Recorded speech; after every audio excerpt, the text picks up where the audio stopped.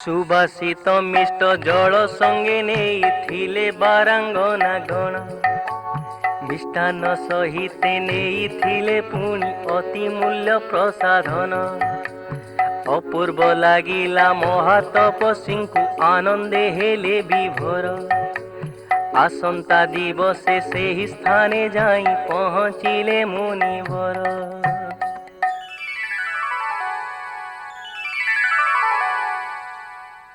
हेठी देखि पारुछ पारुछ कि नहीं देखी गो चारु चंद्रमा मुखी बणा होईछि से बणुआ हाथीटा पक्वरंभ फल चाखी गो चारु चंद्रमा मुखी कटाक्ष बाण कुमारी गो हेम चंपा गौरी बस कर बारे पिरती अंकुश जत्ने बांधी स्नेह डोरी गो हेम चंपा गौरी बेढ़िया सचौ कति को मत सारस गति बस करी दंड धारी पासे देले रही बजस की रति को मत सारस गति। मने मने बोध हुए आमको खोजुचंती। चलो चलो तांको निकटକୁ ଯିବା। मुनिवर आस आस हे मुनिवर किबा विचार कर तुम अपेक्षारे छंती गुरु आंभर तुम कथा कुमने भाबुथिली मुछने खोजी खोजी आसी बसी गली ए स्थाने आम गुरु को देखी तुम्हें होई बसुखी परम पवित्र हेब तुमर आखि तेरी न कर तुम्भे पिता पहुँची जीवे तुम संगे देखी मते विरक्त हेबे। एते भय काहेकि मुनि कुमार? तुमे आसीथिलो बोली ध्यान बलरे पिता जानी परिछंती तुम सहित मिलामिशा करिबा पई बारण मध्य करिछंती। तेबे तुमे आम सहित शीघ्र चली आस। हाँ हाँ शीघ्र चल तुम आश्रम देखिबा पई गुरु को दर्शन करिबा पई मोर मन उच्छन्न हेलानी।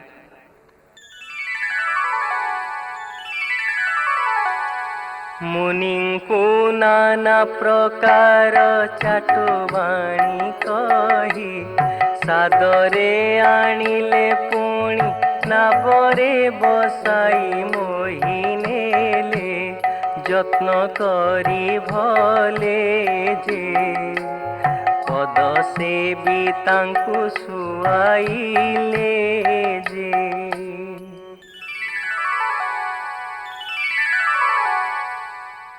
आलो अदिने कुड़ी कला पिता सुकुआ को बिराड़ी नेला लो गंध सुंगी सुंगी मल्ला तू निहारे मन पाटी फिटिले चहल पड़िबो किए नाक छाटिबो किए मुह छाटिबो किए पुणी आउ कोन छाटिबो लो मा ये निया लगा मन कोन बुझुची चुली पसा पाटीटा कोन थकुची जेते बेले नाही सेते बेले जा इच्छा ता बकुची। हलो हलो हलो लुला लेंगड़ा करे खंड बकड़े था कोले दे थांता की टिके काखे कोले धरी थांती टिके केले ना के हे थांती मनोर मन मेंटी थांता छे आलो छई ये कुआडू किछि नाही मिचे मिचे खाली थई थई आलो बासी पखाड़ को दई पिता सुकुआ को ढेमणा पोइले बूढ़ा सांगे टोकी बाई इए कहूची कांते कांते सीए कहूची पिए पिए छी छी छी छी छी कौन मिलुची मिछ सुआंगुर लोमा अझरा झरा ना कसी कलर आसी जाउथिबे लोमा मु जाए ए जे मामुनी आसुचंती तो हयो जे मा देई न खाई न पी सारू सुखुआ भले तो हेलणी आहा आउ कोन कोतरारे लागिबाकू इच्छा अछि आगो समते उपवास करूचंती किए घड़िए करूची तो किए पहड़े करूची दिन जाको उपवास रही रूप भेक कण हेलेणी लो तमर मु मरी जाऊ थाए लो आलो ये की जुगरो साम ମୋ ଗୋଡ଼ ହାତ କଣ ହେଇଯାଉଛି ଲୋ ମା। ଭୋକ ଉପାସରେ କେତେ ପାକ ସେପାକ ଡହଳ ବିକଳ ହେବେ। ତୁ ଯା ମନ୍ଥରା, ମୋ ପାଇଁ ଚିନ୍ତା କରିବାର ଆବଶ୍ୟକ ନାହିଁ। ମହାରାଜ 4 ଦିନ ହେଲା କିଛି ଖାଇନାହାନ୍ତି। ମୁଁ କେମିତି ଖାଇବି କହିଲୁ? ଓ ଅନଶନ କରିଛନ୍ତି ପରା। ହଉ ନ ଖାଅ, ମୁଁ ଆଉ ରହିପାରିବି ନାହିଁ। ଯାଏ ଲୋ ମା।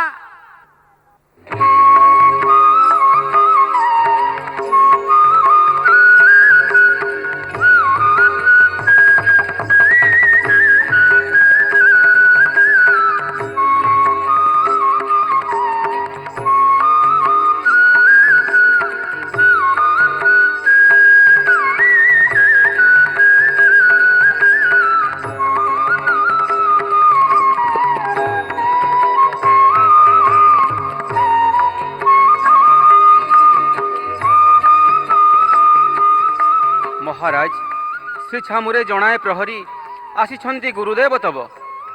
ଗୁରୁଦେବ, ଘେନନ୍ତୁ ପ୍ରଣାମ ଚରଣେ। ଆପଣ କିମ୍ପାଇଁ କଷ୍ଟ କଲେ ମୋହ ପାଇଁ? ବତ୍ସ ଦଶରଥ, ଅକାରଣେ କର କିମ୍ବା ଅନଶନ ବ୍ରତ। ଆତ୍ମାକୁ କଷଣ ଦେଇ କେହି କେବେ ଫଳପ୍ରାପ୍ତ ହୋଇଛି ଜଗତେ। ତୁମ ପାଇଁ ଉପବାସ ରହି ରାଣୀ ଗଣ, ଅଯଥା ଲବନ୍ତି କଷ୍ଟ ଅନ୍ତପୁର ମଧ୍ୟେ। ଉପବାସ ରହିବାକୁ କରିନାହିଁ ବାଧ୍ୟ ମୁଁ କାହାକୁ। ବାଧ୍ୟ ସିନା କରିନାହଁ ତୁମେ, ନିଜେ କିମ୍ବା ହେଉଛ ଅବାଧ୍ୟ। ସମସ୍ତଙ୍କ ଅନୁରୋଧ କରୁଛ ଅଗ୍ରାହ୍ୟ। ଗୁରୁଦେବ, ବଞ୍ଚିବାକୁ ଆଶା ମୋର ନାହିଁ ଆଉ ଅପୁତ୍ରିକ ପଣି। ବ୍ୟର୍ଥ ହୋଇ ଅବସାନ ହେଲା ତ ଯୌବନ, ବ୍ୟର୍ଥ ଆଜି ବାର୍ଦ୍ଧକ୍ୟ ଜୀବନ। ବ୍ୟର୍ଥ ମୋ ଦରିଦ୍ର ନାରାୟଣ ସେବା, ବ୍ୟର୍ଥ ଦାନ ପୁଣ୍ୟ। ଗୁରୁ ଭକ୍ତି, ଗୁରୁ ସେବା, ଦେବ ପୂଜା, ଦେବ ଆରାଧନା ସବୁ ଆଜି ମୋ ପାଇଁ ମୂଲ୍ୟହୀନ, ବ୍ୟର୍ଥ ନିରର୍ଥକ। ଆଜି ମୋତେ ନ ବଢ଼ାନ୍ତୁ ଆଉ, ପ୍ରତିଜ୍ଞା କରିଛି ମୁହିଁ, ଅନଶନେ ବିସର୍ଜିବି ଏ ନିର୍ଲଜ ପ୍ରାଣ। ବୃଥା ତୁମେ ହତୋତ୍ସାହ ହୁଅ ଦଶରଥ। ବୟୋବୃଦ୍ଧି ଘଟିଛି ଅବଶ୍ୟ, ମାତ୍ର ହୋଇନି ଅତିବାହିତ ସମୟ ତୁମର। ଅଦ୍ୟପି ସମୟ ଅଛି, ହେବ ତୁମେ ପୁତ୍ରବାନ। ବିଭୁ ପଦେ ରଖ ଏ ଭରସା। ଗୁରୁଦେବ, ବିଶ୍ୱାସ ନ ହୁଏ ମୋର। ଆଜି ତୁମ ଆଶ୍ୱାସନ ବାଣୀ ନ ପାରେ ସାନ୍ତ୍ୱନ ଆଣି ଉଦ୍ବେଳିତ ଅନ୍ତରରେ ମୋର। ଜୀବନ ଥିବାର ଶେଷ ମୁହୂର୍ତ୍ତ ପର୍ଯ୍ୟନ୍ତ ନ ହରାଅ ଈଶ୍ୱର ବିଶ୍ୱାସ। ବହୁବାର କହିଛି ପୂର୍ବରୁ, ଏବେ ମଧ୍ୟ କହୁଛି ପୁନଶ୍ଚ। ଦୃଢ଼ତା ଅବଲମ୍ବନ କରିବା ଏକାନ୍ତ କର୍ତ୍ତବ୍ୟ ତୁମ୍ଭର। ଉଠ ରାଜା, ଯାଅ ଭଙ୍ଗ କର ଅନଶନ ବ୍ରତ। ନ ଦିଅ ରାଣୀଗଣଙ୍କୁ ଉପବାସ ଦୁଃଖ।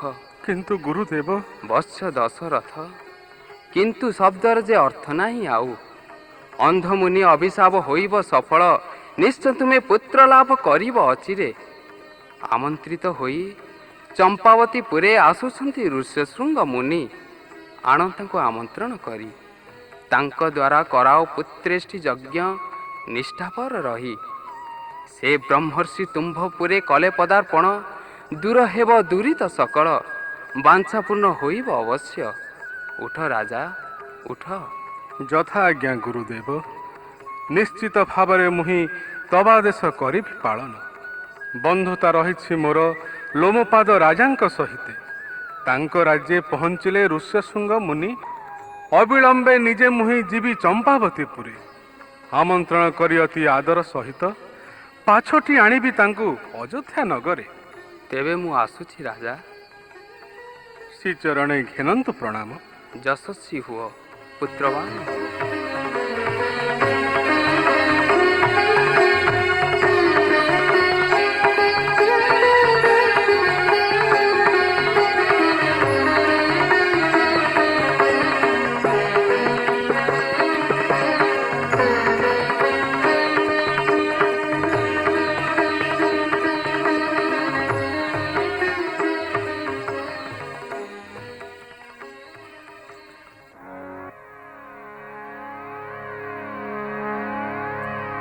ପ୍ରଭୁ ବୈକୁଣ୍ଠ ବିହାରୀ ନାରାୟଣଙ୍କର ହେ ଶ୍ରୁତିଧର, ଆଜି କିମ୍ବା ଅସମୟେ ତେତ୍ରିଶ କୋଟି ଦେବଙ୍କୁ ଏକତ୍ରିତ କରି ସମବେତ କଣ୍ଠେ ମୋର କରୁଅଛ ସ୍ତୁତି। ହୋଇଅଛ କିମ୍ପା ସର୍ବେ ବିଷନ୍ନ ବଦନ। ହେ ନାଥ, ହେ ବୈକୁଣ୍ଠ ଈଶ୍ୱର, ହେ ପ୍ରଭୁ ଗୋଲକ ବିହାରୀ, ଅଜଣା କି ଆପଣଙ୍କୁ ଚତୁର୍ଦ୍ଦଶ ବ୍ରହ୍ମାଣ୍ଡର କଥା। ଆପଣ ତ ଅନ୍ତର୍ଯାମୀ ସ୍ୱୟଂ ନାରାୟଣ, ଅନୁକ୍ଷଣେ ଜାଣୁଛନ୍ତି ସମସ୍ତ ଘଟଣା। କେଉଁ ଭାଷା ବନ୍ଦେ ତାହା କରିବୁ ପ୍ରକାଶ। ହୋଇଅଛ ଯେଣୁ ତୁମେ ସୃଷ୍ଟିର ବିଧାତା, ବିଧାନମାନ ରହିଛି ଆୟତ୍ତେ ତୁମ୍ଭର। ଏଣୁ ତୁମ୍ଭେ କୁହ କେଉଁ କାର୍ଯ୍ୟ କରିବି ସୃଷ୍ଟିର। ସ୍ୱର୍ଗ ଜୟ କରି ସେ ରାବଣ 33 କୋଟି ଦେବଙ୍କୁ ଦିଏ ନିର୍ଯାତନା। ଦାସ କରି ରଖିଛି ପୟରେ, ମୋତେ ତ ନିସ୍ତାର ନାହିଁ, କାହା କଥା କରିବି ବର୍ଣ୍ଣନା। ପିତାମହ ବୋଲି ମାତ୍ର କରେ ସମ୍ବୋଧନ, କିନ୍ତୁ ଲଙ୍କାପୁରେ ବେଦ ପୋଥି ପଢ଼ାଏ ସେ ମୋତେ। ସୂର୍ଯ୍ୟଙ୍କୁ ରଖିଛି ଦ୍ୱାରେ ପ୍ରତିହାରୀ କରି, ଛତ୍ରଧର ହୋଇଛନ୍ତି ଚନ୍ଦ୍ର। ପାକଶାଳେ ପଶି ଅଗ୍ନି କରନ୍ତି ତା ବ୍ୟଞ୍ଜନ ପ୍ରସ୍ତୁତ। ବରୁଣ ସମୀର ଦୁହେଁ ସମାର୍ଜନା କରନ୍ତି ତା ପୁର। ଯମ ପରି ଉଗ୍ରମୁଖ ନିର୍ମମ ଦେବତା, ପ୍ରକ୍ଷାଳନ୍ତି ତା ପାଲଟା ବସ୍ତ୍ର। କି କହିବି ନାଥ, ରକ୍ଷପତି ହୋଇ ରଖିନାହିଁ କୌଣସି ରାକ୍ଷସ ଜଣେ ନିଜର ସେବାକାରୀ ପଣି। କେବଳ ଦେବଗଣଙ୍କୁ ନିଯୁକ୍ତି କରାଇଅଛି ସେବାରେ ତାହାର। ସାମାନ୍ୟ ତ୍ରୁଟିରେ କେବେ ସାମାନ୍ୟ ବିଳମ୍ବେ ଦିଏ ଯେଉଁ ଦଣ୍ଡ ନିର୍ଯାତନା, ନିର୍ମମ ପ୍ରହାର, ଅକଥନୀୟ ଯନ୍ତ୍ରଣା। କହିବାକୁ ଲଜ୍ଜା ଲାଗେ ଆଜି। ଆମ ପାଶେ ଅମରତ୍ୱ ନଥାନ୍ତା ଯଦ୍ୟପି, ବିସର୍ଜିଥାନ୍ତୁ ପ୍ରାଣ ଆତ୍ମହତ୍ୟା କରି। ଦେବଙ୍କ ଦୁଃଖଦ ବାର୍ତ୍ତା ଶ୍ରବଣେ ହସନ୍ତି ଆପଣ। ସେ ପାପିଷ୍ଟ ବହୁ ଦେବକନ୍ୟା ଦେବ ରମଣୀଙ୍କୁ ନେଇଅଛି ହରି। ହରି ସ୍ୱର୍ଗ ଅପ୍ସରା ଗଣଙ୍କୁ ନୀତି ସେ ଭୋଗ ସମ୍ଭୋଗ କରେ ବଳାତ୍କାରେ। ତୁମ୍ଭେ ଦେବବୃନ୍ଦ ମର୍ତ୍ତ୍ୟପୁରେ ଦାନବଗଣଙ୍କ ପାଶେ ଦାଣିପଣ ଦେଖାଇବା ପାଇଁ ନିର୍ବିଚାରେ ଦୁଷ୍ପ୍ରାପ୍ୟ ବର କରୁଅଛ ଦାନ। ସେଥିପାଇଁ ଦାୟୀ ତୁମ୍ଭେମାନେ। ବରଦାନ ଫଳ ତୁମ୍ଭେ ଭୋଗିବ ଅବଶ୍ୟ। ବାରମ୍ବାର ଦାତା ହୋଇ ଦେଉଥିବ ବର, ଆସି ପୁଣି ବୈକୁଣ୍ଠରେ ମୋ ପାଶରେ ହୋଇବ ବିନୟୀ। ବାରମ୍ବାର ଅବତୀର୍ଣ୍ଣ ହେଉଥିବି ମର୍ତ୍ତ୍ୟପୁରେ ବିଭିନ୍ନ ଯୋନିରେ। ଆରମ୍ଭ କରି ସ୍ୱର୍ଗର ଦେବତାଙ୍କ ଠାରୁ ମର୍ତ୍ତ୍ୟପୁରେ ତପବନ୍ତ ସିଦ୍ଧିବନ୍ତ ଋଷିଙ୍କ ପର୍ଯ୍ୟନ୍ତ କେହି ଜଣେ ନ କରିବ ଜଗତର କଲ୍ୟାଣ ସାଧନ। କରିବ କେବଳ ସକଳ ଅମଙ୍ଗଳର ଅଙ୍କୁର ରୋପଣ। ନା, ଆଉ କିଛି ନ ପାରିବି ଶୁଣି, କିଛି ଆଉ ପ୍ରତିକାର ନ ପାରିବି କରି। ଶୁଣନ୍ତୁ ବୈକୁଣ୍ଠନାଥ, ସମସ୍ତଙ୍କ ପ୍ରତି ଆଜି କ୍ରୋଧଜାତ ହୋଇଅଛି ମୋର। ବିଶ୍ୱନାଥ ବୋଲାଇ ବିଶ୍ୱରେ ଆଶୁତୋଷ ନାମଟିକୁ ସାର୍ଥକ କରିବା ପାଇଁ ବଳେ ବଳେ ଯାଚି ଦେଲେ ତ୍ରିପୁର ବିଜୟୀ ବର। ନିଜେ ପୁଣି ରହିଲେ ତା ପୁରେ ଚଣ୍ଡିକାଙ୍କୁ ଖେଣି। ଆଉ ତୁମେ ଅକଳନ ଶକ୍ତିଦାନ କରି ସେ ରାବଣୀ, ପୁଣି ତା ବଂଶଧର ଗଣେ ଦେଖୁଥିଲ ଜଗତର ମଜା। ନିଜେ ତାର ଦାସ ହେଲା ପରେ ଆଜି କରୁଛ ଆପତ୍ତି। କରିଯାଅ, ଯେ ଯାହା ପାରୁଛ ବରଦାନ କର ନିସଙ୍କୋଚେ, ଭୋଗୁତାଅ ପ୍ରତିଫଳ ତାର।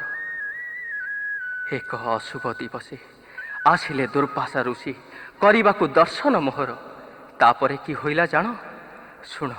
ଶୁଣ କହୁଛି ମୁଁ ବିଶଦ ଭାବରେ। ପ୍ରଣାମ ଗ୍ରହଣ କରନ୍ତୁ ଋଷିବର। ମୋର ମଧ୍ୟ ପ୍ରଣାମ ଗ୍ରହଣ କରନ୍ତୁ। ଆୟୁଷ୍ମାନ ହୁଅ। ଏ ଅସମୟରେ ଆପଣଙ୍କ ଆଗମନର ଉଦ୍ଦେଶ୍ୟ ପ୍ରକାଶ କରନ୍ତୁ ଋଷିବର। ଆସିଛି ଲକ୍ଷ୍ମୀ ନାରାୟଣଙ୍କୁ ଦର୍ଶନ କରିବା ପାଇଁ। କିନ୍ତୁ କିଏ ତୁମ୍ଭେ?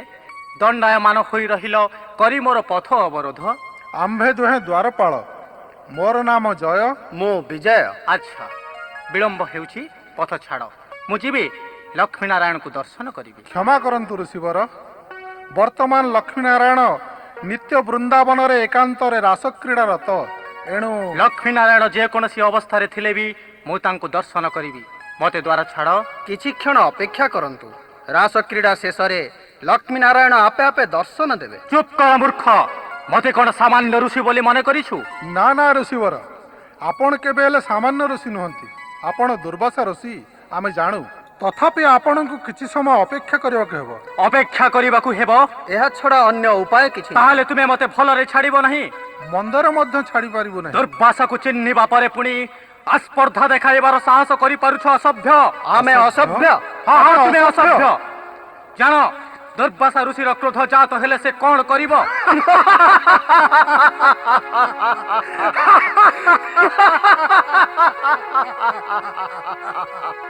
ଜାଣୁ, ଆପଣ ସବୁ କରିପାରିବେ, କିନ୍ତୁ ଏ ବୈକୁଣ୍ଠରେ ନୁହେଁ।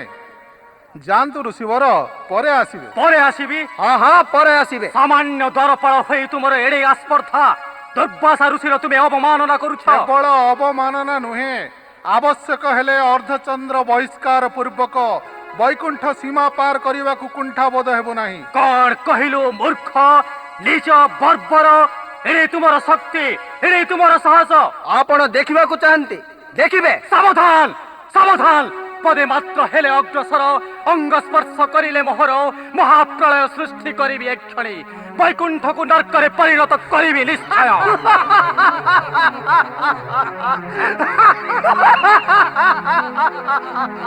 ଆପଣ କିଛି କରିପାରିବେ ନାହିଁ ଋଷିବର, କିଛି କରିପାରିବେ ନାହିଁ। କିଛି ନ କହିବାରୁ ବେଳକୁ ବେଳ ବେଶୀ ଗର୍ଜନ କରୁଛନ୍ତି। ମର୍ତ୍ତ୍ୟର ମାନବ ହୋଇ ବୈକୁଣ୍ଠରେ ମତେ ପୁଣି ଧମକ ଦେଉଛ। ଗୋଟାଏ ମୁଥାରେ ପ୍ରାଣବାୟୁ ରହିବ ନାହିଁ, ସେଥିରେ ପୁଣି ଗର୍ଜନ। ଭଲରେ ଚାଲିଯାଅ କହୁଛି, ନହେଲେ ତୁ ମତେ ମାରିବୁ। ମନେ ରଖରେ ବର୍ବର, ମୋ ମର୍ତ୍ତ୍ୟର ମାନବ ସତ୍ୟ, କିନ୍ତୁ ମୋ ତପସିଦ୍ଧିର କ୍ଷମତା କେତେ, ମୋ ଯୋଗ ସାଧନାର ଶକ୍ତି କେତେ, ମୋ ବ୍ରହ୍ମ ସଭାନଳ କେଡ଼େ ପ୍ରଖର, କେଡ଼େ ପ୍ରଚଣ୍ଡ। ଦେଖରେ ବର୍ବର, ଯେଉଁ ଲକ୍ଷ୍ମୀନାରାୟଣଙ୍କ ଦ୍ୱାରପାଳ ହୋଇ ତୁମେ ଦୁର୍ବାସା ପରି ଋଷିର ଅପମାନ କଲ, ରାକ୍ଷସଙ୍କ ପରି ରଙ୍ଗ ନେତ୍ର ଦେଖାଇ କଟୁକ୍ତି ପ୍ରୟୋଗ କଲ, ଦର୍ଶନାଭିଳାଷରୁ ତାକୁ ବଞ୍ଚିତ କଲ, ତାର ପ୍ରତିଫଳ ତୁମେ ନିଶ୍ଚୟ ପାଇବ। ତୁମର ଲକ୍ଷ୍ମୀନାରାୟଣ ମଧ୍ୟ ତହିଁରୁ ବଞ୍ଚିତ ହେବେ ନାହିଁ। ସେମାନେ ମଧ୍ୟ ତୁମ ପରି ଦ୍ୱାରପାଳଙ୍କୁ ନିଯୁକ୍ତି ଦେବାର ପ୍ରତିଫଳ ଭୋଗ କରିବେ। ଯଦି ମୋର ତପସିଦ୍ଧି ହୋଇଥାଏ, ଯଦି ଏ ବ୍ରହ୍ମାଗ୍ନି ଆଜି ଜଳୁଥାଏ, ତାହେଲେ ତୁମେ ଦୁଇ ଜଣ ରାକ୍ଷସ ହୁଅ। ଜନ୍ମ ଧରି ତୁମେ ରାକ୍ଷସ ଯୋନିରେ ଜନ୍ମ ଗ୍ରହଣ କର। ଯେଉଁ ମୁଖରେ ତୁମେ ମତେ ତିରସ୍କୃତ କଲ, ସେହି ମୁଖରେ ତୁମେ ଘନ୍ୟ ପଶୁଙ୍କର ରକ୍ତ ମାଂସ ଭକ୍ଷଣ କର। ତୁମରି ଦ୍ୱାରା ତୁମ ଲକ୍ଷ୍ମୀନାରାୟଣ ଦଣ୍ଡିତ ହୁଅନ୍ତୁ, ଲାଞ୍ଛିତ ହୁଅନ୍ତୁ, ନିର୍ଯାତନା ଭୋଗ କରନ୍ତୁ।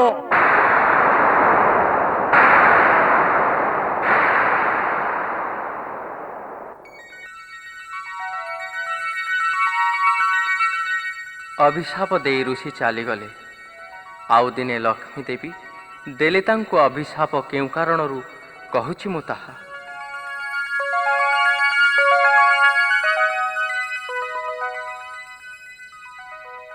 ଶ୍ରୀଚରଣେ ଘେନନ୍ତୁ ପ୍ରଣାମ।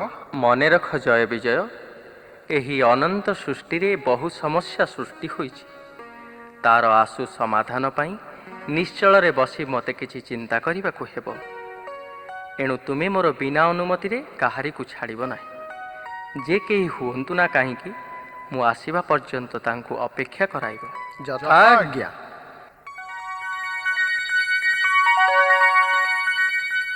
ଆମ୍ବର ପ୍ରାଣୀପାତ ଘେନନ୍ତୁ ଜନନୀ। ଏ କ'ଣ ଜୟ ବିଜୟ, ମୋର ପଥରୁଦ୍ଧ କରି ଛିଡ଼ା ହେଲା ଯେ? କ୍ଷମା କରିବେ ଜନନୀ, ଆଜି ଆମେ ବାଧ୍ୟ। ବାଧ୍ୟ?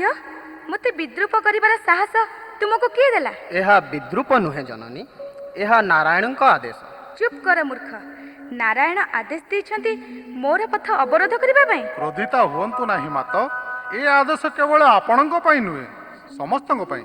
ସମସ୍ତଙ୍କ ସାଙ୍ଗରେ ମୋତେ ସମାନ କରୁଛୁ ପାଷଣ୍ଡ। ତୁ କ'ଣ ଜାଣିନାହୁଁ ମୁଁ ତାଙ୍କର ଅର୍ଦ୍ଧାଙ୍ଗିନୀ ବୋଲି? ଜାଣିଛୁ ଜନନୀ, କିନ୍ତୁ ଆମେ ନାରାୟଣଙ୍କ ଭୃତ୍ୟ। ତାଙ୍କରି ଆଦେଶ ଆମକୁ ଅକ୍ଷରେ ଅକ୍ଷରେ ପାଳନ କରିବାକୁ ହେବ। ନାରାୟଣଙ୍କ ଆଦେଶ ପାଳନ କରିବ ବୋଲି ମୋର ଅବମାନନା କରିବ? ଘୁଞ୍ଚି ଯାଅ, ମୁଁ ଯିବି। ଫେରି ଯାଆନ୍ତୁ ଜନନୀ, ପରେ ଆସିବେ। ପରେ ଆସିବି? କିମ୍ବା ଅପେକ୍ଷା କରନ୍ତୁ। ଅପେକ୍ଷା କରିବି? ଏହା ବ୍ୟତୀତ ଆଉ ଅନ୍ୟ ଉପାୟ କିଛି ନାହିଁ ଜନନୀ। ଆମର ଅପରାଧ ମାର୍ଜନା କରନ୍ତୁ। ବର୍ତ୍ତମାନ ତ ଆପଣଙ୍କୁ ଛାଡ଼ିବା ଆମ କ୍ଷମତାର ବାହାରେ। ମୁଁ ପଚାରୁଛି, ଦ୍ୱାର ଛାଡ଼ିବ କି ନାହିଁ? ନା, ଛାଡ଼ିବୁ ନାହିଁ। ଛାଡ଼ିବ ନାହିଁ? ନା, ମୁଁ ନିଶ୍ଚୟ ଯିବି। ତାହା କଦାପି ହୋଇପାରିବ ନାହିଁ ଜନନୀ। ତୁମ ଦୁଇ ଭାଇଙ୍କର ଏତେ ଆସ୍ପର୍ଦ୍ଧା? ତୁମେ ଜାଣ ସିନ୍ଧୁ କନ୍ୟା ଲକ୍ଷ୍ମୀର ଅବମାନନା କଲେ ପରିଣାମ କ'ଣ ହେବ? ପରିଣାମ ଯାହା ହେଉ ଜନନୀ, ସେଇ ନାରାୟଣ ବୁଝିବେ। ତାହେଲେ ପରିଣାମ ପ୍ରତି ତୁମର ଭ୍ରୂକ୍ଷେପ ନାହିଁ? ଅଯଥାରେ କାହିଁକି କ୍ରୋଧିତ ହେଉଛନ୍ତି ଜନନୀ? ଆମେ କ'ଣ ନିଜ ଇଚ୍ଛାରେ ଆପଣଙ୍କୁ ଅପମାନ ଦେଉଛୁ? ତାହେଲେ ତୁମ ନାରାୟଣ ତୁମରିମାନଙ୍କ ଦ୍ୱାରା ମୋର ଅପମାନର ବ୍ୟବସ୍ଥା କରିଛନ୍ତି। ଦେଖିବି ତୁମ ନାରାୟଣ କିପରି ତୁମକୁ ରକ୍ଷା କରିବେ। ହିତାହିତ ଜ୍ଞାନ ଶୂନ୍ୟ ହୋଇ ଯେପରି ମୋତେ ଅପମାନିତ କଲ, ସେହିପରି ଜନ୍ମ ଜନ୍ମ ଧରି ହିତାହିତ ଜ୍ଞାନ ଶୂନ୍ୟ ହୋଇ ତୁମେ ରାକ୍ଷସ ହୁଅ। ଯେଉଁ ମୁଖରେ କୈବଲ୍ୟ ସେବନ କରୁଛ ସେଇ ମୁଖରେ ରକ୍ତ ମାଂସ ପାନ ଆହାର କର।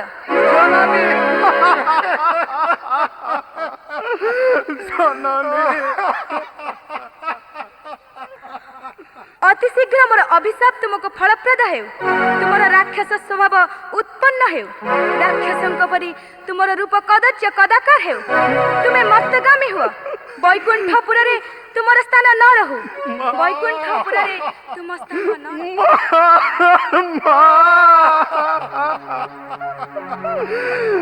ତୁମେ କଣ କରିଦେଲ ମା? ତୁମେ କଣ କରିଦେଲ? विजय ये तुम्हें कौन कर देलो माँ? ये तुम्हें कौन कर देलो?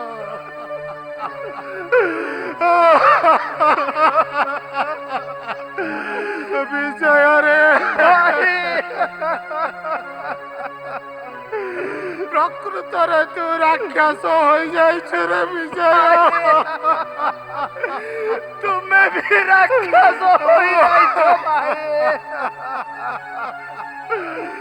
काकू ए मुख देखाइबारे विजय। जय विजय बोली किए हमको चिन्हिब विजय जिए देखिब भय करिब घृणा करिब। वैकुंठरे किए हमको आउ स्थान देवरे विजय। माँ तुम मनरे एया थिला माँ। निर्दोषी निरपराधी निरीह भृत्य दुई भाई को बिना कारण रे एते कठोर दंड तुम्हें दे गल माँ। बिना कारण रे तुम्हें एते कठोर दंड दे गल। हे प्रभु, हे वैकुंठपति, चिर अनुगत दास दुई भाई तुमरा की अपराध करिथिलो निजे विधान करी लक्ष्मी ठाकुराणी को हाथरे दाऊ सादिल। प्रभु, लक्ष्मी ठाकुराणी को हाथरे दाऊ सादिल। विजय रे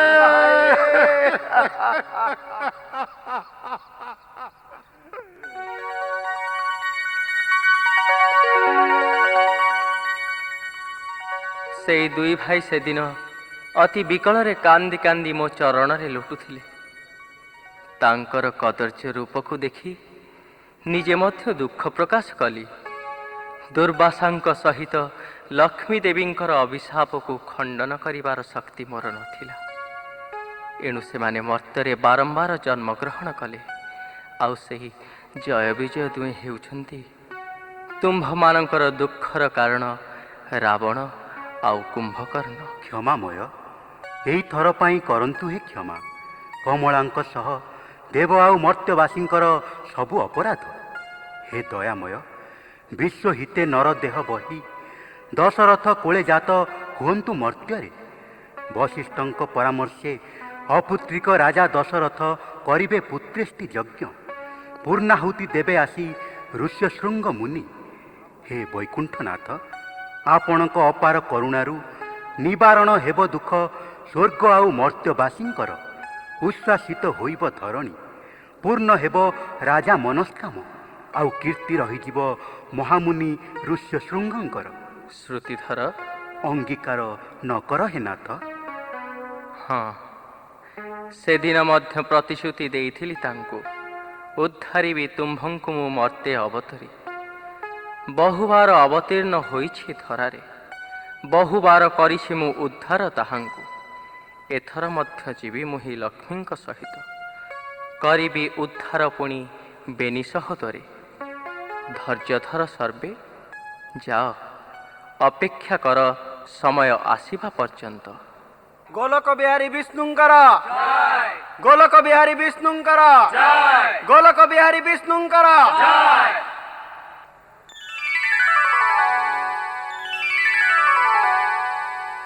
ଚମ୍ପାବତୀ ପୁର ନଦୀର କୂଳେ ପହଞ୍ଚିଲା ନାବ ପ୍ରଭାତ ବେଳେ, ନିଦ୍ରା ଯାଇଥିଲେ ମହାତପସ୍ୱୀ। ଗଣିକା ଗଣ ନିକଟକୁ ଆସି ବୋଲନ୍ତି ମଥୁର, ନିଦ୍ରାତେ ଜୟବେ ହେ ମୁନି ବର।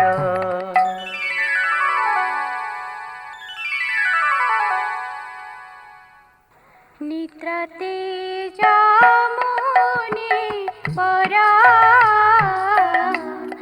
এলা চম্পাবতী পুরা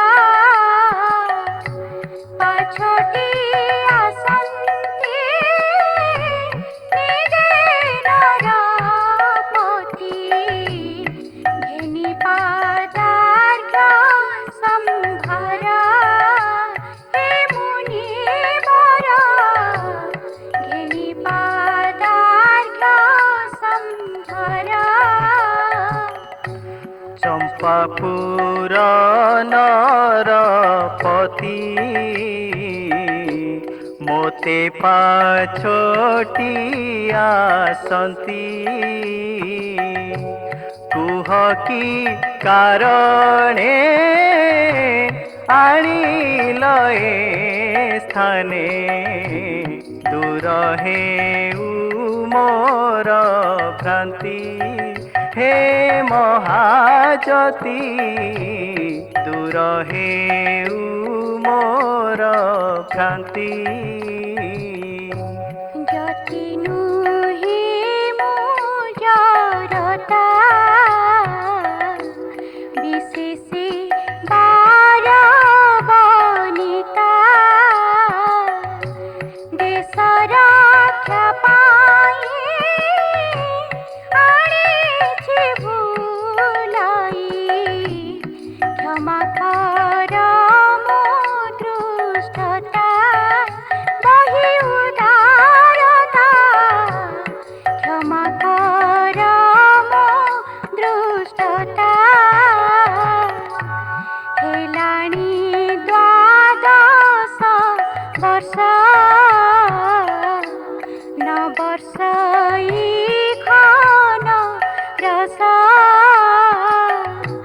বারে কৃপা করে পরশ বাড়ি, রক্ষা হেউ এহি দেশ হে মুনীশ, রক্ষা হেউ এহি দেশ। ପ୍ରକୃତରେ ଅପୂର୍ବ ଚତୁରୀ ତୁମେ, ଆଉ ମଧ୍ୟ ଦେଶଭକ୍ତା ନାରୀ। ମୁଗ୍ଧ ହେଲି ଗୁଣରେ ତୁମ୍ଭର, ଏଣୁ କଲି କ୍ଷମା ଦୋଷକୁ ତୁମ୍ଭର। ମୋ ଆଶିଷେ ଘନ ରସ ବର୍ଷୁ ତୁମ୍ଭ ରାଜ୍ୟେ, ଦୂର ହେଉ ରାଜ୍ୟ ଅନ୍ନ କଷ୍ଟ, ଶସ୍ୟ ଶ୍ୟାମଳିମା ପୂର୍ଣ୍ଣ ହେଉ ତୁମ୍ଭ ରାଜ୍ୟ।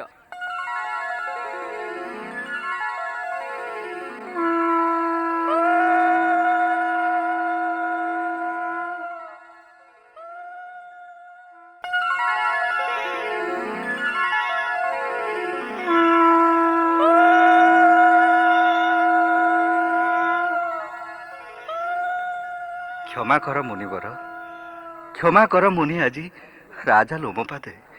ରାଜ୍ୟ ରକ୍ଷା ପାଇ ମୁହିଁ ଗଣିକା ଗଣଙ୍କୁ ପେଶିଥିଲି ତବ ନିକଟକୁ। ଲଭି ତବ ପଦରଜ, ସାର୍ଥକ ହେଲା ମୋ ରାଜ୍ୟ। କୃତାର୍ଥ ହେଲେ ମୋ ସଙ୍ଗେ ମୋର ପ୍ରଜାକୁଳ।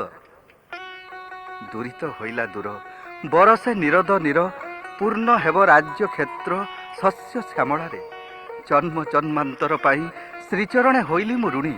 ଜଗତର ହିତ ଆଉ ମଙ୍ଗଳ ସାଧନେ ଧ୍ୟାନରତ ହୋଇଥାନ୍ତି ମୁନିମାନେ ସଦା। ଅକୁଣ୍ଠିତେ ଆତ୍ମବଳି ପାରନ୍ତି ସେ ଦେଇ, ଜଗତ ହିତେ ଜୀବନ ହେଲେ ବିନିଯୋଗ, ସାର୍ଥକତା ଲଭିବି ଜୀବନେ। ମହାମୁନି ମହାମୁନି ଦେଇଛନ୍ତି କ୍ଷମା, ପୁଣି କରିଛନ୍ତି ମୁକ୍ତ ମୋତେ ବ୍ରହ୍ମ ଅଭିଶାପ। ଘନ ରସ ଦାନ କରି ରଖିଛନ୍ତି ରାଜ୍ୟକୁ ମୋହର। କି ଦେଇ ବନ୍ଦିବି ପଦ, ଘେନି କେଉଁ ଉପଚାର କରିବି ଅର୍ଚ୍ଚନା।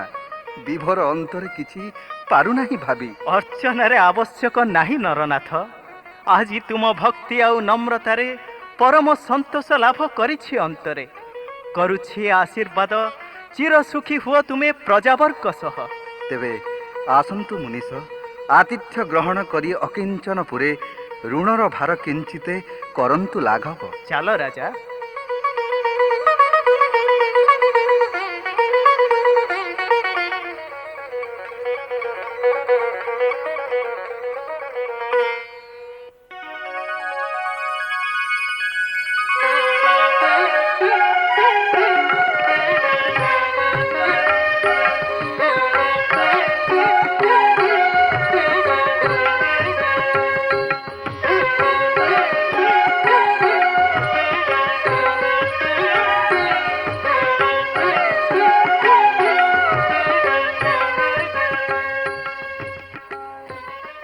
अयोध्या नरेश दशरथंकर जय हेउ।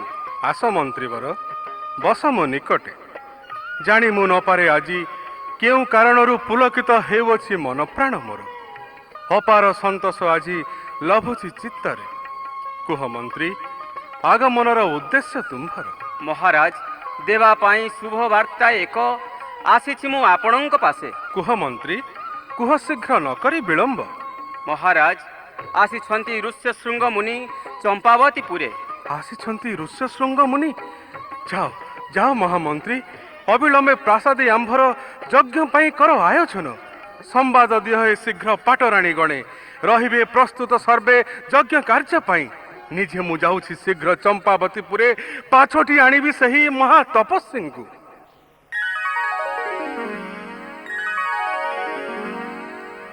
राजांक आदेश पालन होइला हेला सब आयोजन। शुद्ध पुत भावे प्रासाद मध्यरे थिले पाटराणी गण।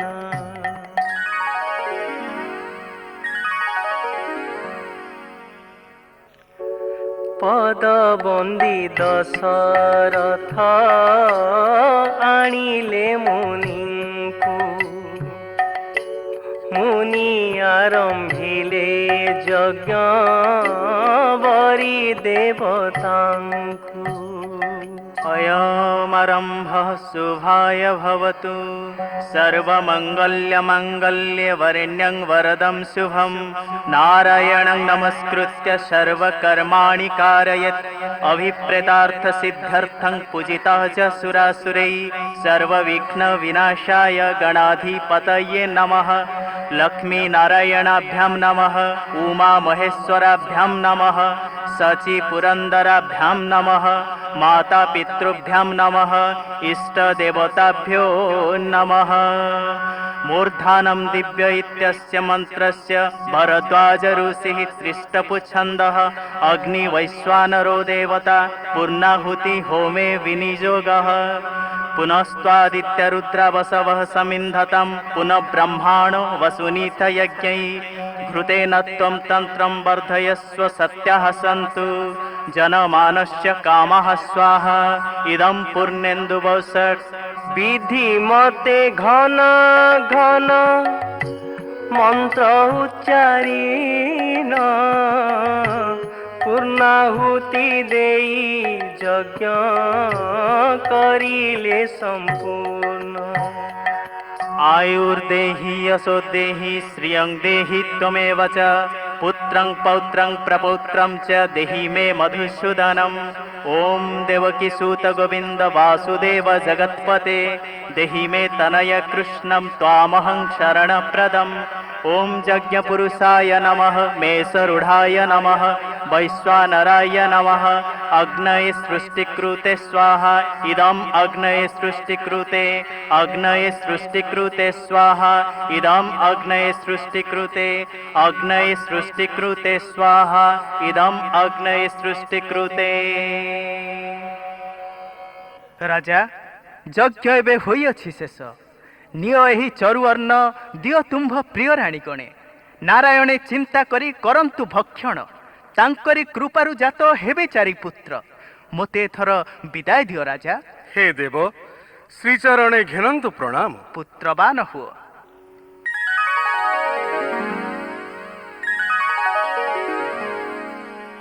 आशीर्वाद देई मुनि गले चली। आश्वस्त होइले नरेश। 10 मास 10 दिवस कटिला सकल होइले हरस सुंदर सुढळ अति चमत्कार देहे बहि रूप कांति जन्म हेले तिनी राणीଙ୍କ गर्भरू चारि पुत्र चारि ज्योति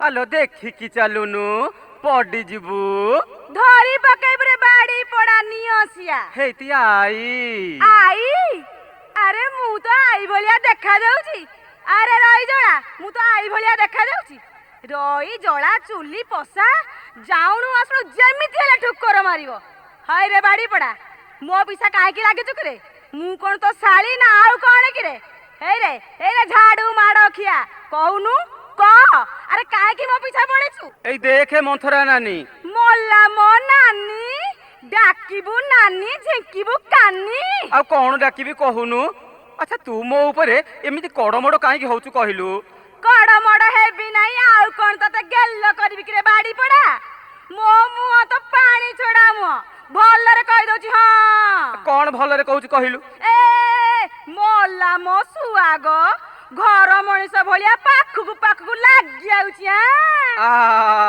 ଛି ଛି ଛି ଛି ଛି ଛି ଏ ମୁଁ କଣ ସେତେ ଦୂର ଗଲିଣି ମନ୍ଥରା ନାନୀ ଆଉ କେତେ ଦୂର ଆସିବୁ କିରେ ବାଡି ପଡା ମିଛ ପେଟ କାଟୁଛି ନା ଔଷଧ ନ ଖାଇ ବେଇଆ ଥୋବରା ଖାଲି ତାଟିଆକୁ ଚାଟୁଛି ଆରେ ତୁ ଯେତେ ଚବକା ଦେଖେଇବୁ ମୁଁ ସବୁ ଜାଣେ ରେ କିଏ ଡାଳେ ଡାଳେ ଗଲେ ମୁଁ ପତରେ ପତରେ ଯିବି ଆରେ ସମସ୍ତେ କହିବେ ମନ୍ଥରା ଟିଙ୍ଗି ସାଇ ପାଣି ଛଡା ମୋ ହେଲେ କୋଉ ପୁଅ କହିବନି ମ ମନ୍ଥରା ଏମିତି ସେମିତି ବୁଝିଲୁ ଆଉ ଦିନେ ମୋ ସାଙ୍ଗରେ ଯଦି ନାଗିବୁ ନା ମଝି ଦାଣ୍ଡେ ତ ମହତ ପଣିଆ ଜିକଡା କରିଦେବି ଛାଡ ମନ୍ଥରା ନାନୀ ବହୁତ ରାଗି ଗଲୁଣି ମୁଁ ଟିକେ କଣ ଗେଲେରେ କହିଦେଲି ତୁ ଏମିତି ରାଗି ଯାଉଛୁ ହଉ ଛାଡ ସେ କଥା ଆଚ୍ଛା କହିଲୁ ଆଜି କାହିଁକି ନହର ଭିତରେ ଭାରି ଧାଁ ଧପଡ ଲାଗିଛି ଏ କଣ ହେଇଛି କି ମଲା ମୋ ଚପରା ସତେ ଯେମିତି କିଛି ଜାଣି ନାହିଁ ସତେ ଲୋ ଅପା ମୁଁ କିଛି ଜାଣିନି ତୋ ଦିହ ଛୁଁଛି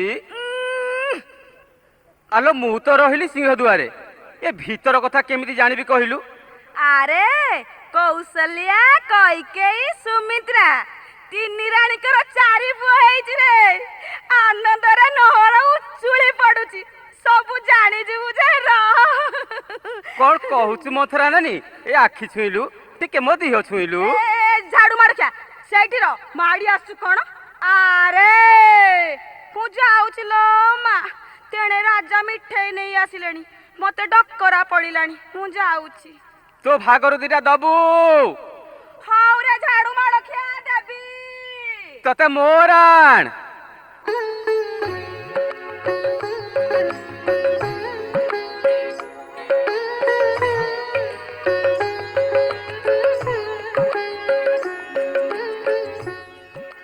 ଗୁରୁଦେବ ଆପଣଙ୍କ ଅଶେଷ କୃପାରୁ ରକ୍ଷା ହେଲା ସୂର୍ଯ୍ୟ ବଂଶ ଆଜି ଜୀବନର ଅନ୍ତିମ ଅଧ୍ୟାୟ ଦୂର ହେଲା ଅପୁତ୍ରିକ ଦୋଷ କୌଶଲ୍ୟା କୈକେୟୀ ସୁମିତ୍ରା ଗର୍ଭରୁ ଚାରି ପୁତ୍ର ହୋଇଛନ୍ତି ଜାତ ଜାଣିଥିଲି ପୂର୍ବରୁ ମୁଁ ତାହା ତୁମ୍ଭ କୋଳ ଚାରି ପୁତ୍ର କରିବେ ମଣ୍ଡନ ଚାଲ ଥରେ ଦେଖିବା ସେ ନବଜାତ କୁମାର ଗଣଙ୍କୁ ଆସନ୍ତୁ ଆସନ୍ତୁ ଗୁରୁଦେବ ଆହା ତୁମେ ଅତି ଭାଗ୍ୟବାନ ଅତି ପୁଣ୍ୟବାନ ସାର୍ଥକ ହୋଇଲା ତବ ଦାନ ପୁଣ୍ୟ ସେବା ଭକ୍ତି ଜନମ ଜୀବନ ସାର୍ଥକ ହୋଇଲ ତୁମ୍ଭେ ବିଷ୍ଣୁ ସମ ଚାରିପୁତ୍ର ଲଭି ନିମିତ୍ତ ମାତ୍ର ମୁଁ ଦେବ ସବୁ ଇଚ୍ଛା ସେହି ପ୍ରଭୁ ଦୟାମୟଙ୍କର ଗୁରୁଦେବ ପୁତ୍ରଙ୍କ ନାମକରଣ କରନ୍ତୁ ଆପଣ ନବ ଦୁର୍ବା ଦଳ ଶ୍ୟାମଳ ସୁନ୍ଦର କୌଶଲ୍ୟା ନନ୍ଦନ ରଘୁକୁଳ ତିଳକ ଶ୍ରୀରାମ ଜ୍ୟେଷ୍ଠ ସୁତ ନାମ ହେଲା ରାମ ରାମ ରାମ ସୁନ୍ଦର ଅତି ସୁନ୍ଦର। କୈକେୟୀ ଗର୍ଭରୁ ଯେଉଁ ସୁତ ହୋଇଛି ଜନମ, ସର୍ବଗୁଣବନ୍ତ ଧାର୍ମିକ ଲକ୍ଷଣବନ୍ତ, ତାଙ୍କ ନାମ ରଖ ହେ ଭରତ। ଭରତ ସୁନ୍ଦର ଚମତ୍କାର। ସୁମିତ୍ରାର ଜ୍ୟେଷ୍ଠ ସୁତ ମହାତେଜବନ୍ତ, ସର୍ବ ସୁଲକ୍ଷଣ ଘେନି ହୋଇଛି ଜନମ, ଏଣୁ ଲକ୍ଷ୍ମଣ ହେଉ ତାର ନାମ। ଚତୁର୍ଥ ପୁଣି କନିଷ୍ଠ ନନ୍ଦନ, କରିବ ଶତ୍ରୁ ସଂହାର ମହାବୀର ହୋଇ, ଏଣୁ ଶତ୍ରୁଘ୍ନ ହେଉ ତାର ନାମ। ରାମ, ଭରତ, ଲକ୍ଷ୍ମଣ, ଶତ୍ରୁଘ୍ନ ସୁନ୍ଦର ନାମକରଣ କଲେ ଗୁରୁଦେବ। ରାମ ନାମ ଉଚ୍ଚାରଣେ ପୁଲକିତ ହୁଏ ଗାତ୍ର, ପବିତ୍ରତା ଭରିଯାଏ ହୃଦୟ ମଧ୍ୟରେ। ଧନ୍ୟ ଧନ୍ୟ ଗୁରୁଦେବ, ଆଶୀର୍ବାଦ କରନ୍ତୁ ମୋ ଚାରି କୁମରଙ୍କୁ, ଦୀର୍ଘାୟୁ ଯଶସ୍ୱୀ ହୋଇ ମୋ ନାମକୁ ରଖନ୍ତୁ ମହିରେ। ତଥାସ୍ତୁ, ମୁଁ ଏବେ ଆସୁଛି ରାଜା। ଯଥାଜ୍ଞା ଗୁରୁଦେବ। ମହାମନ୍ତ୍ରୀ, ଆଜି ମୋର ପରମ ସୌଭାଗ୍ୟର ଦିନ। ଦାନ ଧ୍ୟାନ ଦେବ ସେବା ଆଜି ମୋର ହୋଇଛି ସାର୍ଥକ। ଉପେକ୍ଷିତ ବାଞ୍ଛା ମୋର ହୋଇଛି ସମ୍ପୂର୍ଣ୍ଣ। ବିଷ୍ଣୁ ଅଂଶେ ଚାରି ପୁତ୍ର ହୋଇଛନ୍ତି ଜନ୍ମ, ଏଥିପାଇଁ ଅଯୋଧ୍ୟାର ରାଜକୋଷ କରିଦେଲି ମୁକ୍ତ। ନଗ୍ରେ ନଗ୍ରେ ଗ୍ରାମେ ଗ୍ରାମେ କରାଅ ଦରିଦ୍ର ନାରାୟଣ ସେବା, ଡକାଇ ନର୍ତ୍ତକୀ ଗଣେ କରାଅ ନୃତ୍ୟ ଗୀତର ଏକ ପୂର୍ଣ୍ଣ ଆୟୋଜନ। ପ୍ରାସାଦର ସିଂହଦ୍ୱାର ସମ୍ମୁଖ ପ୍ରାଙ୍ଗଣେ ଆନନ୍ଦିତ ହୁଅନ୍ତୁ ସକଳେ। ଯଥାଜ୍ଞା ମହାରାଜ।